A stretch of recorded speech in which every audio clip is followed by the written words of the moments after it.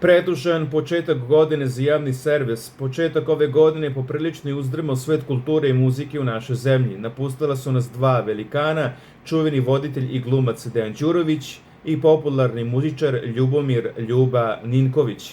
Po prirodi stvari, najširoj javnosti su poznati sa TV ekrana. Dejan i Ljuba su međutim ostavili ogroman trag i u svetu radija, konkretno u sistemu Radio Beograda, a pre svega na popularnoj 202. Dejan Đurović je, kad je 202 u pitanju, najpoznatiji po uređivanju i vođenju čuvene emisije Dragstor ozbiljne muzike. Ovu emisiju, posvećenu popularizaciji klasične muzike, vodio je još od 1980.